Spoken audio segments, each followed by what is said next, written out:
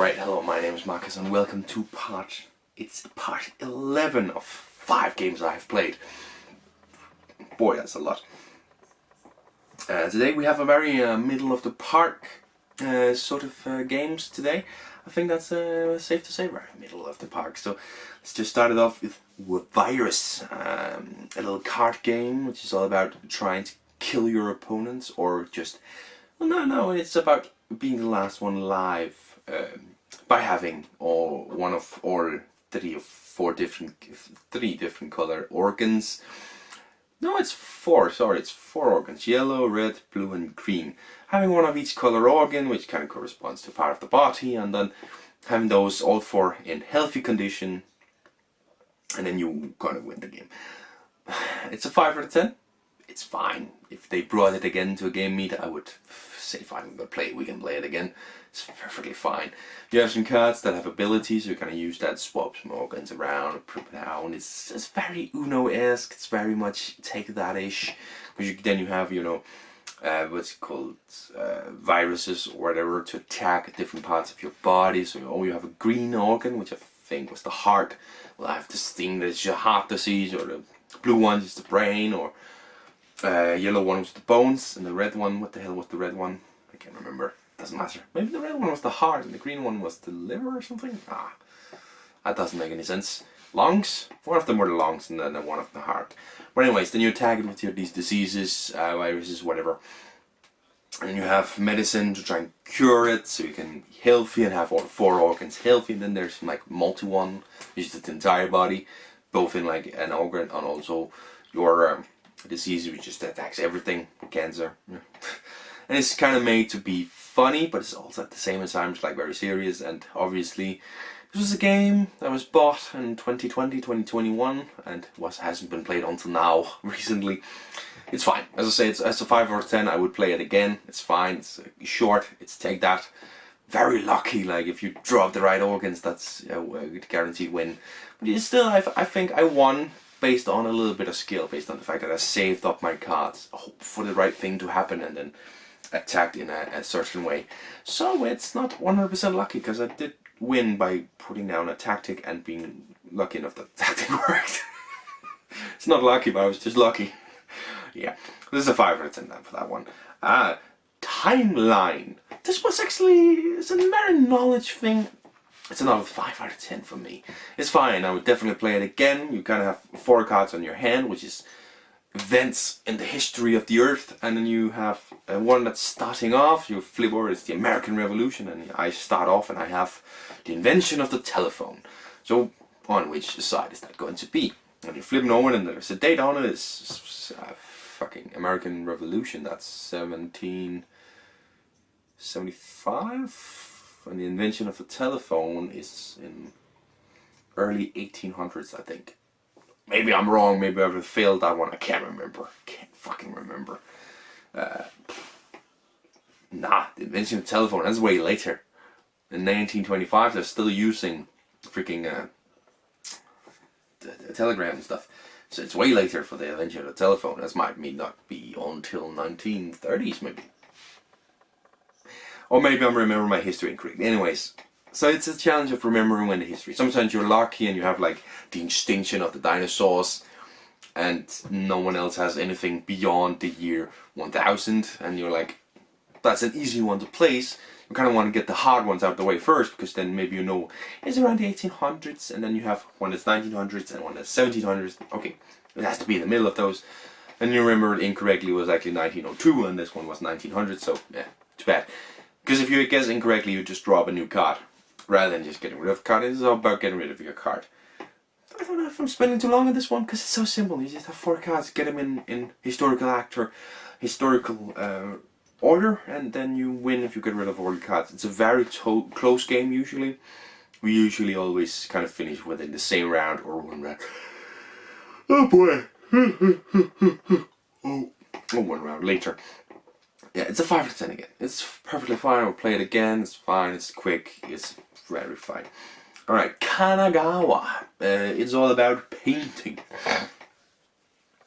kind of in the studio drawing up cards which have some symbols on it, and depending on whether you want to put it in like your studio or on your canvas, it does something different, and it's just kind of a nice chill game.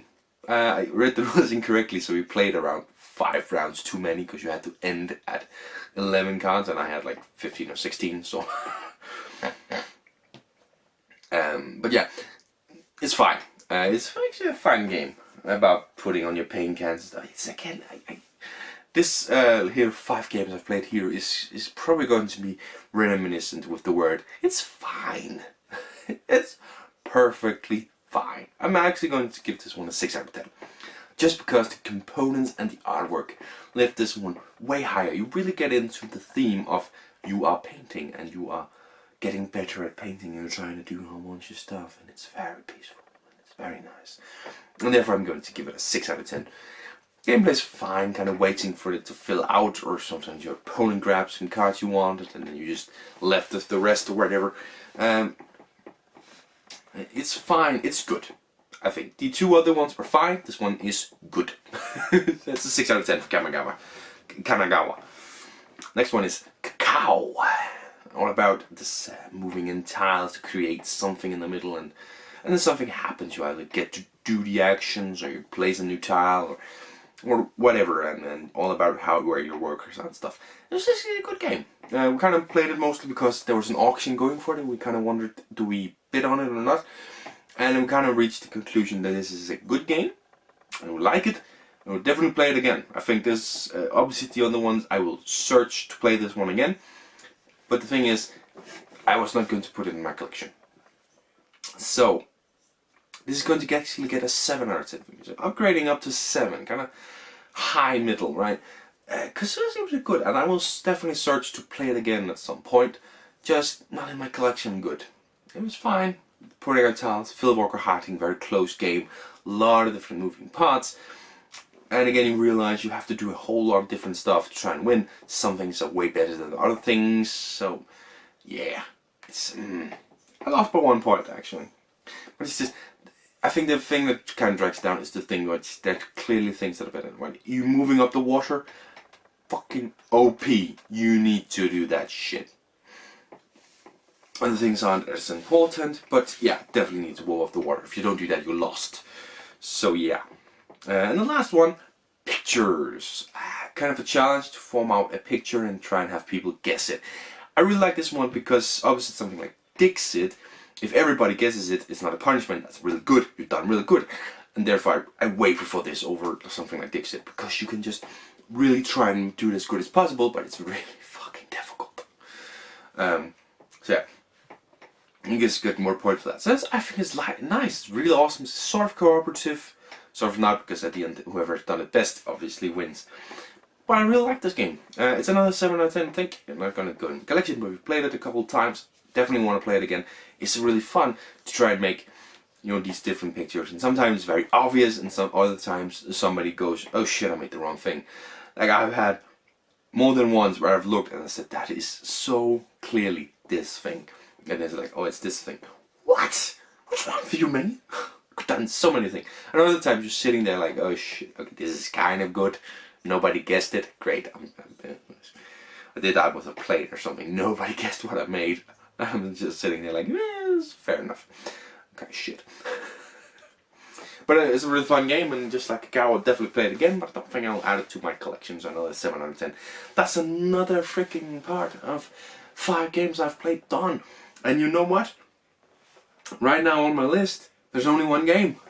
I only have 1 game down here, which is Takenoko, which I actually need to play again because I can't remember the game. I need to kind of play it again. But I've written 7 out of 10, so maybe it's good enough. I have to play that at some point.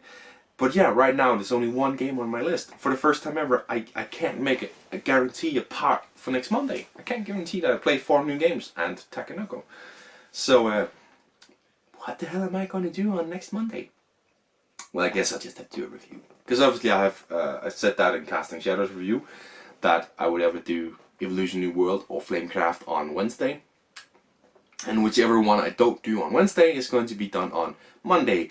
That should give me plenty of time to play Evolution New World and the Butterfly Effect expansion. Definitely. if I don't get that done, I'm pretty freaking terrible at getting my games played. So, yeah, on Monday. Also, based on the fact that I'm recording this one, Monday before the Monday this is being released, I'm literally doing this here 2 weeks before my timeline for minimum of having released the Evolution New World. So I have 2 weeks to get that shit played. Should happen. Should happen. Anyway, thank you very much for watching, and I will see you in the next one. Bye!